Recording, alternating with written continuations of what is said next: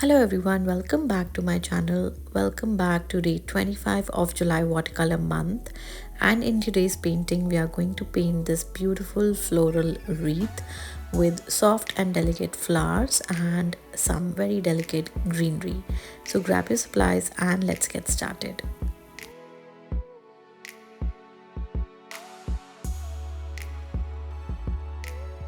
So the first step is to trace a circle. You can use any circular mug, plate, or I'm using a tape to trace a circle and trace it very lightly.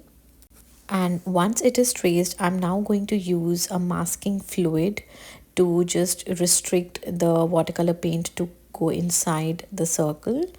So I'm using this one, but to be very honest, this wasn't a very good idea. You will see it in the later part of the video. The paper I'm using is not right for the masking fluid. This is not a 300 GSM watercolor paper. It is just a sketchbook paper. So when I, try to remove it after all the painting is done, it really torn the paper as well. So I would highly suggest either use a 300 GSM watercolor paper, or if you're using a sketchbook, you can use a masking tape. That would be better. So after I, did the masking fluid, I let it dry completely and then I started painting. So I first start painting the flowers, and the technique I like to use is the dotting technique. So the number of petals I want to paint, I make those number of dots, and then I use a washed damp brush to spread these colored dots into petals. So I use a clean damp brush and just spread it out towards with a curved line to outwards to make it into a petal. So it's very relaxing and very easy to do. So you already have an idea how many dots you have, so how many petals you're going to make. You can also choose the placement where you want to place the flowers. So either you can do half of the wreath with flowers and half with the leaves. You can do either way.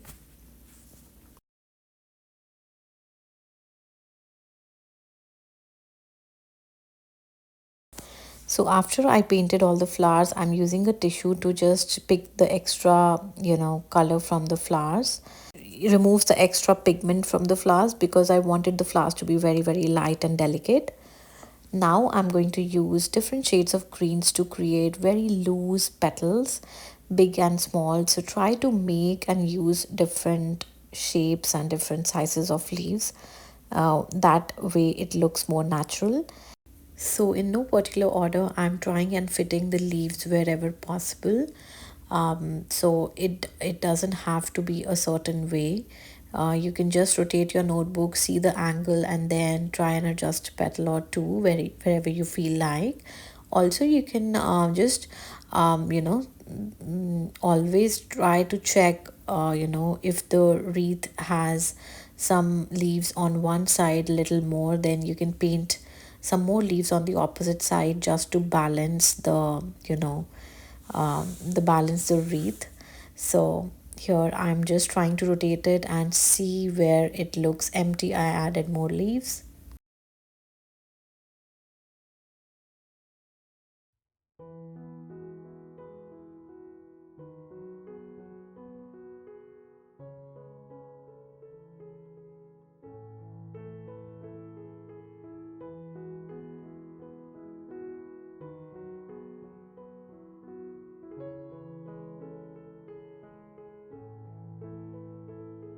Once the leaves are done, I also added few little green foliage, so which means that I just added some twigs of green and then I placed some tiny little dots on top of that.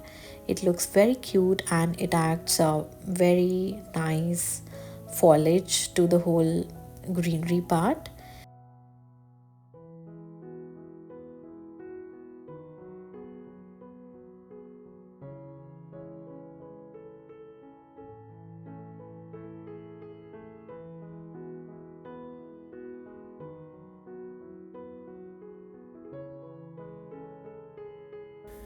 The flowers are completely dried now, so we are going to paint the center of the flowers, for which I used a very dark brown shade mixed with a little bit of black, and then I went ahead and painted a circle in the center and then few lines around it and then few dots on top of it. So I didn't really like the center for the first flower, but for the second one I got the drill. This is what I wanted to create at the first time as well. So choose whatever you like for your wreath. And it's just a sketchbook art for me right now, so I don't really take too much stress while I'm painting this kind of a video, because I really want to enjoy painting, not making it stressful. So try different things, whatever you like, just do it on your painting. And then I added few more twigs with the brown color, where I am going to paint some pink colored cherries, because pink is the vibe for this wreath.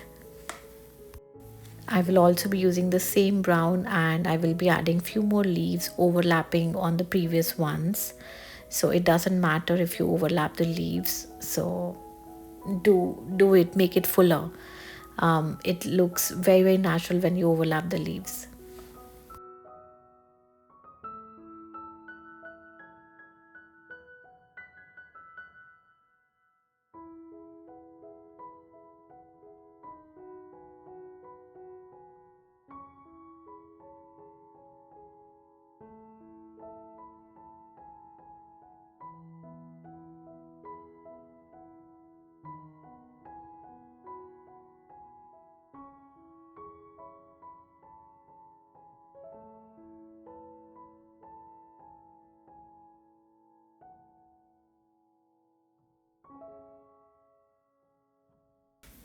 Also, I wanted to use a splatter of, a shimmer watercolor, so I went ahead with this gold one and then splattered some dots, make me, just use my brush to make some of them little big. And once everything was dried, I tried to remove this masking fluid, and this made me realize that this was just a disastrous idea to use this masking fluid on this type of a paper. So I highly suggest all of you who are watching, don't try this on any sketchbook paper. Try the masking fluid only on watercolor paper, which is a 300 GSM, so that it doesn't tear your artwork. I was really sad at this time, but I had to make it work because I cannot leave the page like this. So I went ahead to make it better. I just used a black liner and outlined it, and then it felt a little better, but the part was very disastrous. So I anyways wanted to add a text in the center, so I used this stamp which says handmade with love. Also, I had this little heart stamp, so I put it on top. And with this, we are done with this beautiful, delicate floral wreath. So if you all enjoyed this tutorial, please do not forget to like, share and subscribe to my channel. And I hope that you got some tips for using masking fluid. Do not make this kind of a mistake. Also, make sure you enter the giveaway. It is till 31st of July, and all the details for the giveaway are in the description box below. And I will see you guys in tomorrow's video. Till then, take care. Bye bye.